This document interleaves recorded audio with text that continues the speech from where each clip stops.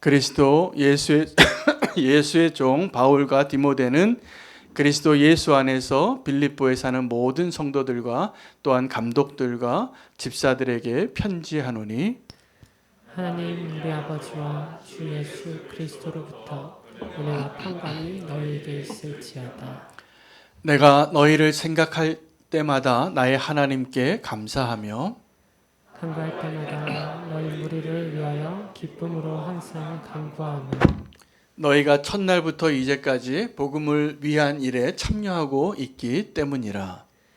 너희 안에 착한 일을 시작하시니가 그리스도 예수의 날까지 이루실 줄을 우리는 확신하노라. 내가 너희 무리를 위하여 이와 같이 생각하는 것이 마땅하니 이는 너희가 내 마음에 있음이며 나의 매임과 복음을 변명함과 확정함에 너희가 다 나와 함께 은혜에 참여한 자가 됨이라. 내가 예수 그리스도의 심장으로 너희 무리를 얼마나 사모하는지 하나님이 내 증인이시니라.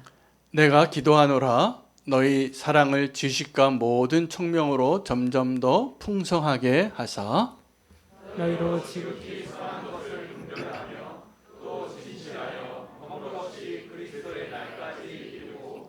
함께 읽겠습니다.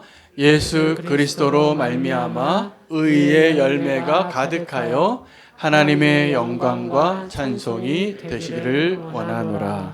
아멘. 하나님의 말씀입니다. 감사하게도 오늘부터 빌립보서 말씀을 하나님 우리에게 허락하셔서 빌립보서를 강의하게 되어서 너무나 기쁘게 생각합니다. 빌립보서는 바울이 감옥에 있을 때 함께 고난당하는 빌립보 교회 성도들에게 쓴 옥중 서신 중에서 대표적인 서신이 되겠습니다. 그리고 이 빌립보서의 가장 강력한 주제는 많은 분들이 여러 주제를 이야기하지만 빌립보서를 통해서 바울이 빌립보 교회들에게 전해주고 싶은 메시지는 아주 단순하고 강력합니다. 기뻐하라는 것입니다. 그런데 기뻐할 만한 상황이 전혀 아닌 상황 가운데 있는 바울이 이제 이 빌립보 교회 성도들에게 기뻐하라고 말하고 함께 복음에 참여하는 자가 되라고 요청하고 부탁하고 있습니다. 여러분 우리는 언제 기뻐하며 살아갑니까? 나에게 좋은 일이 생기고 성공이 되어지고 또 횡재를 하고 또 나를 기분 좋게 하는 사람을 만나고 그런 말을 들을 때 아마 우리는 기뻐할 것입니다. 그러나 바울이 지금 빌립보 교회 성도들과 함께 나누고 싶은 기쁨은 그런 기쁨의 수준과 좀 다른 기쁨을 이야기하고 있습니다. 바울이 감옥에 갇혀 있고 빌립보 교회 성도들은 복음 때문에 그 믿음을 지키고 있기 때문에 얼마 되지 않은 그 가정교회에 있는 그 성도들이 감당하기 어려운 고난으로 들어가고 있었고 기다리고 인내하고 참아야 하고 있었기 때문에 그렇습니다. 여러분 그때 이 바울은 어떻게 기뻐하라고 말할 수 있을까? 바울의 지금 형편은 어떠한 것이냐 하면 옥에 갇혔는데 그가 도둑질을 하거나 살인을 하거나 간음을 하거나 어떤 불법적인 행위를 했기 때문이 아니라는 것을 우리는 알고 있고 빌립보 교회 성도들도 알고 있습니다. 그러나 어떤 사람은 바울을 향하여 손가락질하면서 그래도 뭔가 잘못한 것이 있어서 감옥에 가지 않았을까 생각할 사람도 있었을지 모르겠습니다. 바울이 그 옥에 갇혀 있으면서 어떤 일들을 하였는가를 우리는 신약 성경을 통해서 찾아볼 수 있습니다. 그 흔적들을. 바울은 그 선한 일 때문에 복음 때문에 옥에 갇혀서 억울하게 갇힌 거죠. 죄가 없는데 하나님의 영광을 위해서 옥에 갇혔는데 그곳에서 그는 예배도 합니다. 그래서 이 빌립보 교회에 갇혀 있을 때 그가 바울과 실라가 함께 예배하니까 옥의 터가 움직여요. 옥문이 열리고 그 간수가 벌벌 떨고 있을 때 너와 내 집이 구원을 얻으리라. 이게 감옥에서 있을 때 바울이 한 일입니다. 그가 감옥에 있을 때 빌레몬서를 보면 거기서 아들을 낳아요. 만남을 갔는데 그 빌레몬은 어떤 사람이냐? 그 오네시모는 어떤 사람이냐면 빌레몬의 집에서 잘못을 하고 도망친 노예예요. 그는 감옥에 온 이유가 바울과 전혀 다르죠. 마치 똑같이 십자가에 달렸어도 예수님과 두 강도가 다른 이유로 달려 있었던 것처럼. 근데 그 감옥에서 바울은 그 오네시모를 향하여 복음을 전하고 이제 종되었던 자에서 형제로 둘 자로, 무익하던 자에서 유익한 자로 두기 위하여 그의 원래 주인이었던 빌레몬에게 편지를 쓰는 것입니다. 이게 바울이 옥에서 한 일이에요. 오늘 바울은 그 옥에서 또 굉장히 중요한 일 하나를 하고 있는데 기도합니다. 누구를 위하여 기도합니까? 함께 고난당하는 빌립보 교회 성도들을 위하여 기도하는 자로, 사랑하는 자로 그 일을 하고 있는 것이죠. 여러분, 바울은 감옥에서도 우리가 지금 감옥이 아닌 곳에서 살아가고 있는 우리보다 훨씬 더 많은 일을 하고 있는 것을 발견해야 합니다. 그리고 그 바울이 지금도 옥에 갇힌 바울이 이 서신서를 통하여 지금 우리가 마음대로 활동하고 자유를 누리고 예배하고 생활하고 사랑하고 헤어지고 우리의 삶을 일상을 살아가고 있는 너무나 하나님의 은혜 가운데 있는 우리에게 기뻐하라고. 근데 그 기뻐하라는 그 메시지가 복음이 아니고는 이해되어지지 않는 비밀이 담겨져 있는 증거입니다. 여러분, 복음은 기쁜 소식이잖아요. 그죠? 근데 우리가 그 복음을 듣고 사는 자의 우리의 모습이 지금 어떻습니까? 기뻐하고 계십니까? 아니면 염려하고 근심하고 시기하고 눈물 흘리고 좌절하고 있지는 않습니까? 그 고난을 생각해 보면 충분히 좌절할 만한 상황 가운데 누구보다 바울이 있었습니다. 근데 그 바울이 우리에게 빌립보 교회 성도들에게 이야기한 것처럼 지금 오늘 저와 여러분에게 기뻐하라고, 이 전체적인 기뻐하라는 이 주제의 틀 안에, 그 메시지 안에 오늘 본문에는 굉장히 중요한 메시지를 전하고 있는데 복음에 참여하라는 거예요. 여러분, 우리는 복음에 참여하는 길을 오해하면 안 됩니다. 복음에 참여하는 게 우리가 흔히 사람들 전도할 때 예수님 믿으시라고, 예수님 믿으면 좋은 일이 생겨요, 예수님 믿으면 아픈 병이 나요, 예수님 믿으면 지금 망한 사람이 다시 일어나요, 예수님 믿으면 가난하지만 부자가 돼요, 예수님 믿으면 내 자녀가 잘 될 거예요. 근데 우리가 여기서 정말 한번 질문을 해봐야 됩니다. 이게 복음입니까? 여러분, 이게 복음입니까? 우리가 알고 있는 복음이 이거 맞습니까? 예수님 믿으면 잘 사는 겁니까? 이게 아닌 게 분명해야 돼요. 그래서 복음에 참여하는 것은 겉으로는 어떻게 보이냐 하면 고난을 당하는 것 같아요. 예수님 믿고 잘 살아야 되는데 예수님 믿고 갑자기 어려운 일들이 더 많이 생겨요. 그러면 흔들립니까? 마음이?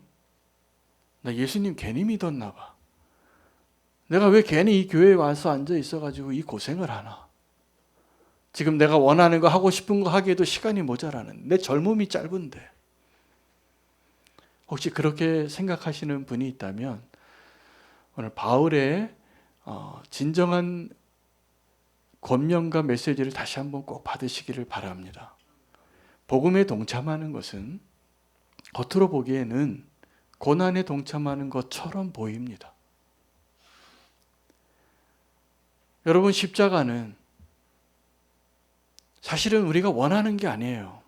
다 두려운 거예요. 다 피하고 싶은 거예요. 다 꺼리는 거예요. 그게 십자가예요.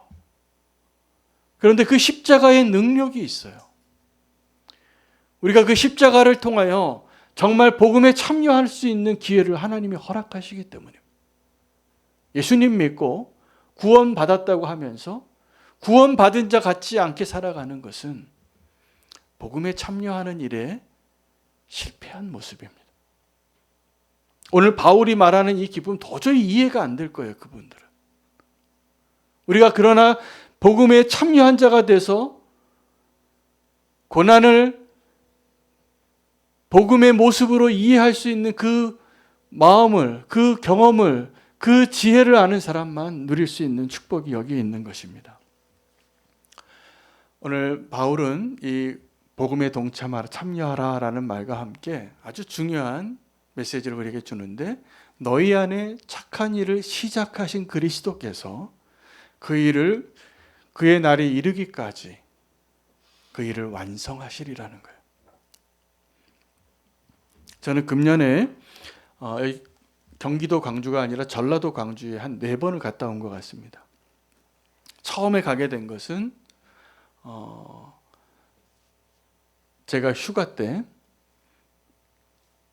그 한 신문에 뉴스 기사를 보고 그 전라도 광주에 있는 조그만 식당 이야기 기사를 읽고 너무 감동을 받았어요. 저기 한번 가보고 싶다, 이런 생각이 들어서 제가 휴가를 쓰는 그 첫째 날에 새벽 기도 마치고 고속버스를 타고 광주를 다녀왔습니다.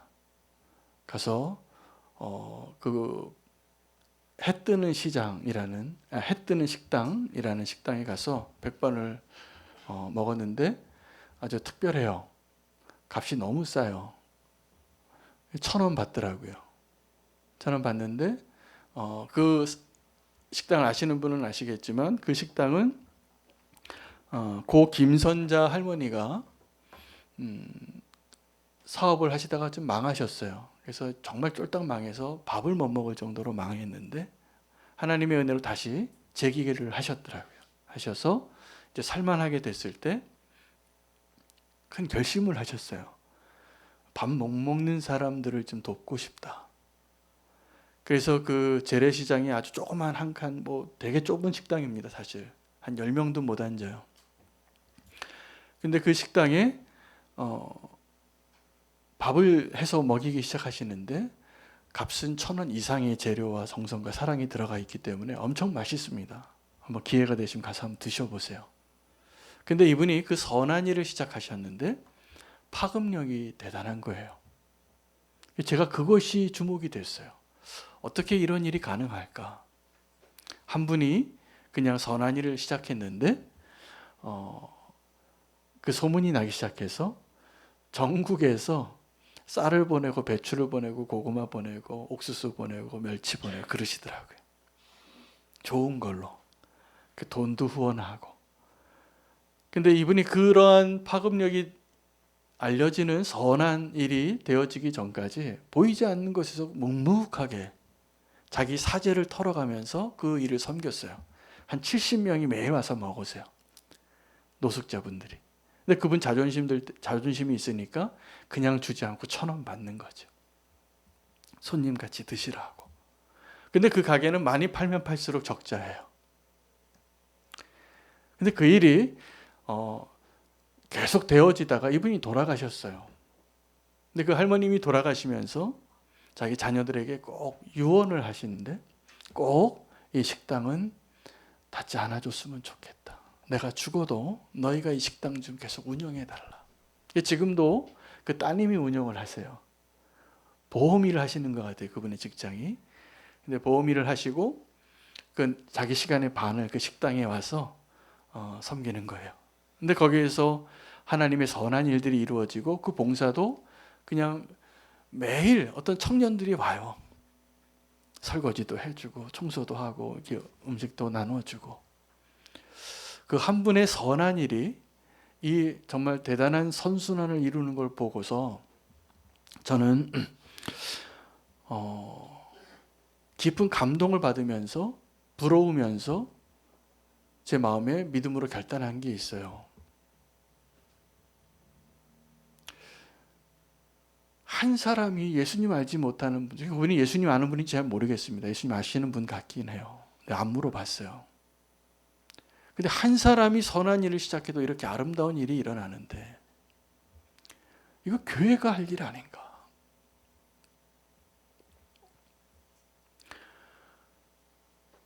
교회가 이렇게 많은데 교회에 그 한 사람 한 사람이 이렇게 많은데, 이렇게 큰 교회가 이렇게 많은데 우리는 그 사람들이 안 보였어요. 무언가 할 엄두도 내지 못하고. 여러분, 우리 안에 착한 일을 시작하시는 그 하나님께서 그 일을 이루시기 위하여 한 걸음씩 우리의 손을 붙잡고 인도하시는 그런 교회 되고 싶지 않습니까? 저는 그런 교회 되고 싶어요. 그런 복음의 간증이 있고, 그 복음의 기쁨이 있고, 복음의 사랑의 섬김이 있는 그런 교회. 여러분, 우리가 전도하고 예수님 믿으라고 교회 데려오면 뭐예요? 교회에 그 진짜 복음의 감격이 없는데.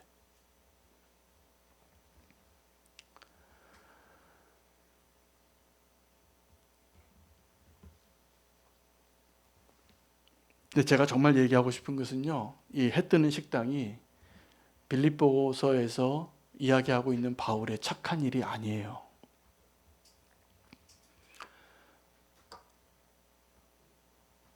하나님은 우리를 이 착한 일에 어떻게 부르셨냐 하면, 윤호야, 네가 착한 일을 좀 해라,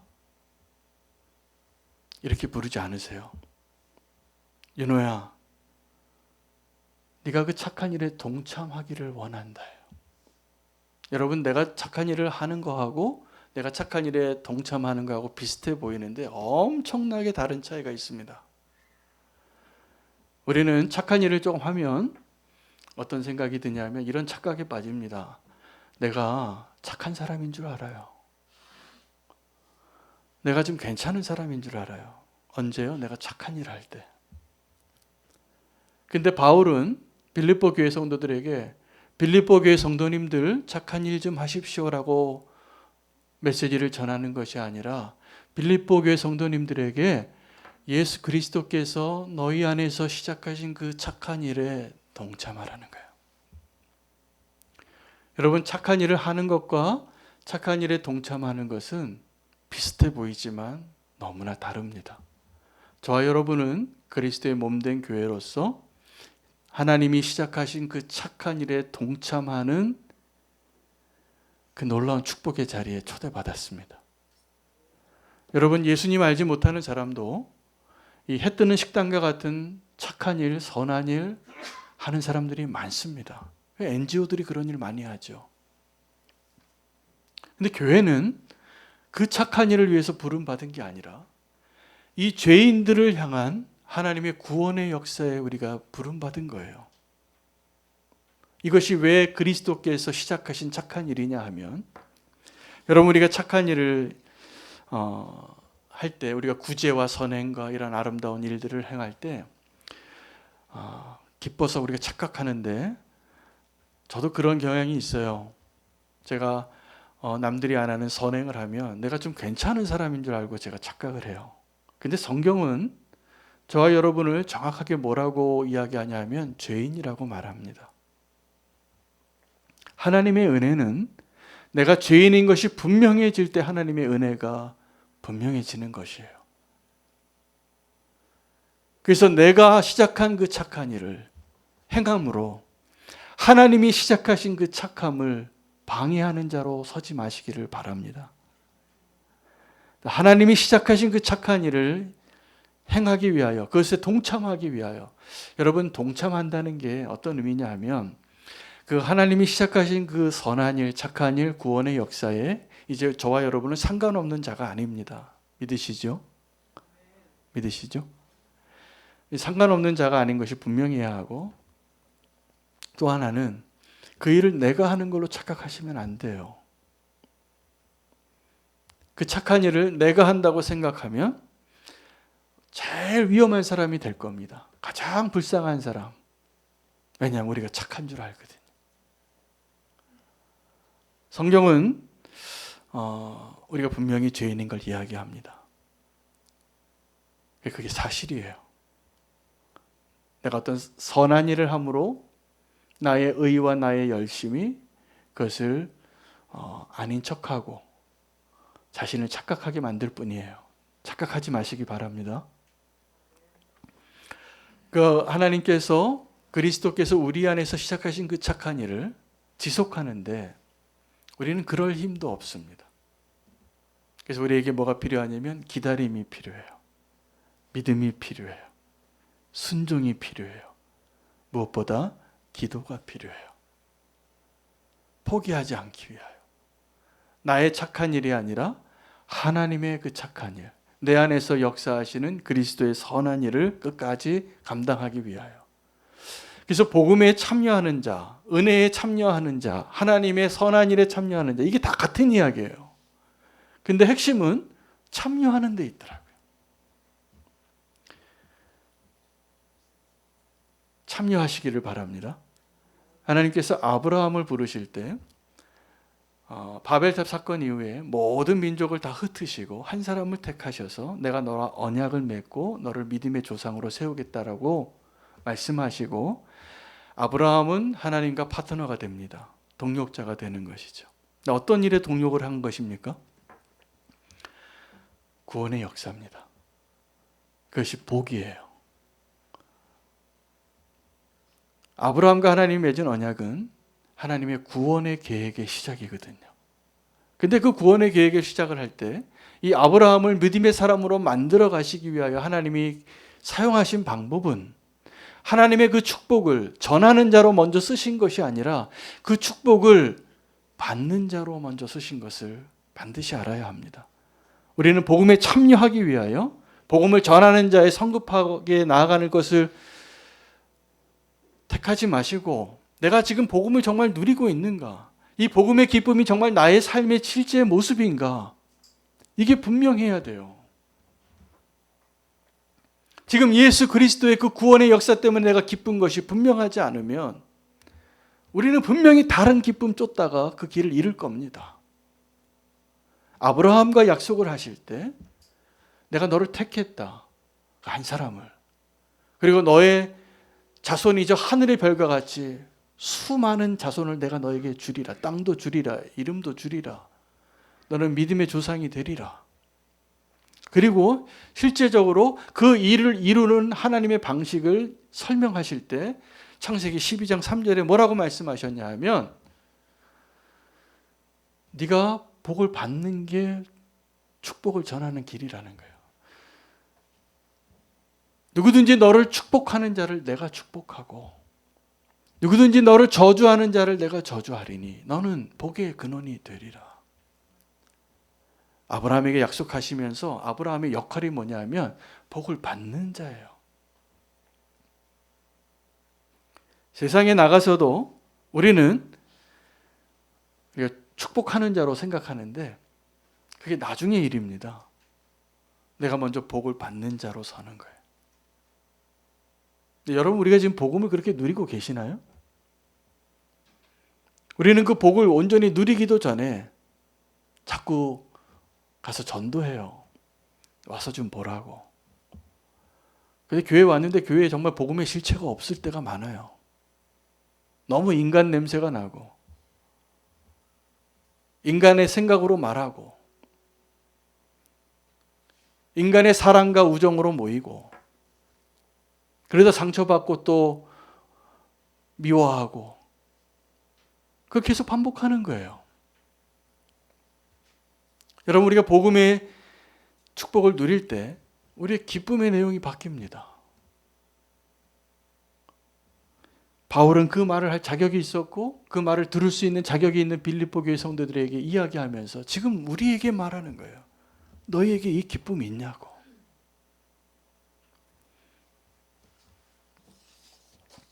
여러분 복음에 동참하는 길은 하나님의 은혜에 동참하는 것과 동일한 의미입니다. 맞죠?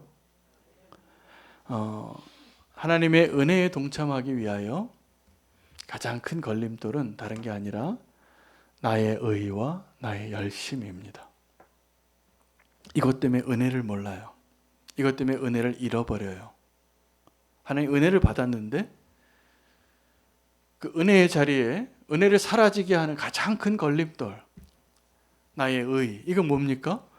하나님 나 그래도 저 사람보다는 낫게 살았잖아요. 나 저 사람보다는 착하잖아요. 저 사람이 짓는 죄를 나는 안 지었잖아요. 이게 나의 의예요. 그리고 나보다 좀 부족하고 연약하고 온전하지 못한 사람을 향하여 우리가 판단하고 정죄하고 나는 그 사람과 가까이 있고 싶지 않은 마음이 들 때 이게 나의 의지요. 나의 열심도 동일합니다.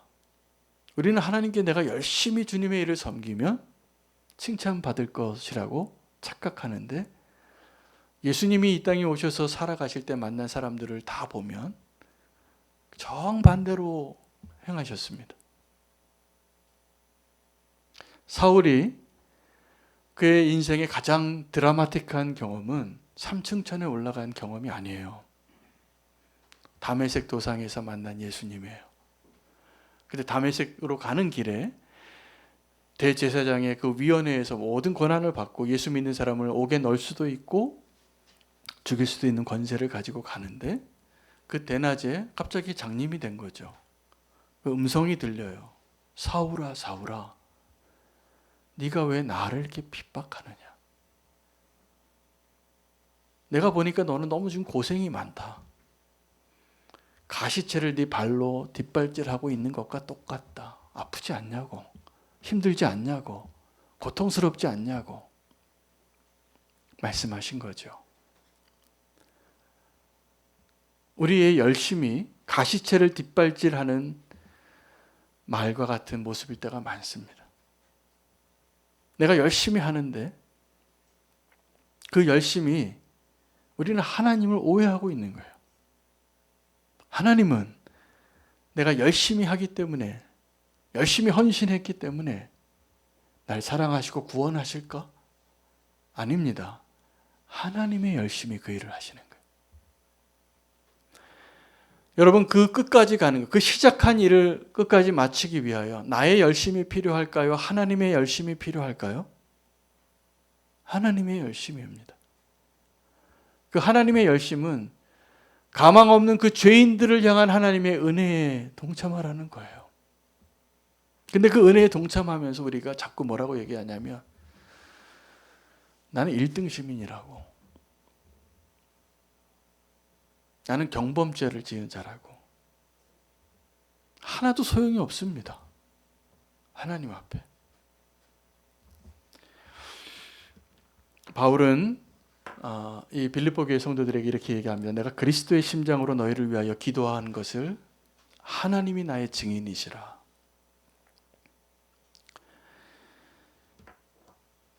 하나님의 그 착한 일을 나의 착한 일과 혼돈하지 말아야 이 은혜를 누릴 수 있습니다.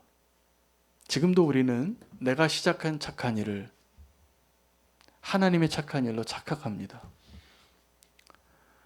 저는 어제도 어떤 작은 일로 제 마음에 내가 얼마나 사랑이 없는 자인가, 내가 얼마나 은혜가 부족한 자인가를 하나님이 보여주시더라고요. 저는 원래 제 자신이 굉장히 이기적이고 자기중심적인 사람입니다. 지금도 여전히. 그런데 하나님의 은혜로 지금 사는 거죠. 근데 그 하나님의 은혜로 내가 좀 어떤 선한 일을 결정한 적이 있어요. 내 본성을 거스르는 결정이죠. 그리고 착각해요. 내가 괜찮은 사람인 줄. 근데 그게 하나님의 은혜에 동참하는 가장 큰 걸림돌입니다.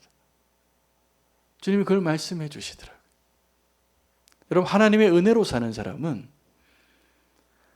나의 생각과 나의 판단과 나의 열심과 나의 의로움이 있을 자리가 없습니다.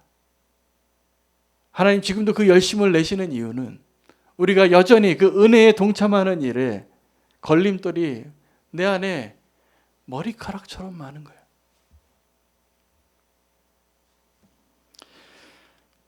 하나님을 정말 사랑하는 그 마음으로 그 하나님의 은혜에 동참하기 위하여 저와 여러분이 죄인들을 향한 하나님의 그 착한 일을, 그 하나님이 예수 그리스도께서 시작하신 그 일을 마치는 일을 위하여 우리가 한 가지가 분명해져야 할 것 같습니다. 복음에 참여하는 것, 은혜에 참여하는 것, 하나님이 시작하신 그 착한 일을 끝까지 이루는 것을 위해서 나의 착한 일로 착각하지 마셔야 되는 거예요. 오늘 하나님의 일에 참여하는 사람, 우리는 어쩌면 지금도 하나님의 일에 내가 참여하는 것이 아니라 내가 내 일을 하는데 하나님이 참여하시는 줄로 착각합니다. 우리를 불러주실 때 우리를 택하여서 구원하여 주시고 축복하실 때 우리의 모습은 가망 없는 죄인이었습니다. 그래서 이제 우리가 누리는 기쁨은 하나님이 그 시작하신 착한 일을 이루실 것에 대한 믿음과 그 하나님을 신뢰하는 마음으로 참여하는 자가 되는 것이죠. 참여한다는 것은요, 내가 주인공이 아니에요. 주님이 주인공이시고 주님이 주어예요. 우리가 예수님과의 동행에 있어서 하나님과의 파트너를 하는 데 있어서도 자꾸 역할을 착각해요. 그래서 자꾸 내가 주어를 써요. 내가 해석하고 내 생각으로. 이게 하나님의 일에 참여하는 데 가장 큰 걸림돌입니다. 하나님의 은혜가 충만해지시기를 축복합니다. 우리를 그 자리에 초대하셨어요. 이제 우리가 할 일은 초대받은 자가 되어서 그것을 누리고 정말 초대할 수 있는 자가 되는 것이죠. 그래서 베드로가 자기 형제를 부를 때 이렇게 부릅니다. 와서 보라고, 여기 메시아가 있다고. 여러분, 우리가 와서 보라고 뭘 보여주시겠어요? 나의 선함과 나의 착함과 나의 열심을 보여주시겠습니까? 아니면 내 안에서 하나님의 열심으로 이루시는 일들을 보여주시겠습니까? 우리 교회에 그 복음이 있기를 원합니다. 저와 여러분의 그 성도의 삶 안에 하나님이 행하시는 그 복음의 능력이 있기를 원합니다. 그 기쁨이 있기를 축복합니다. 그러면 와서 보라고 해도 돼요. 놀라운 역사가 일어날 것이라 믿습니다.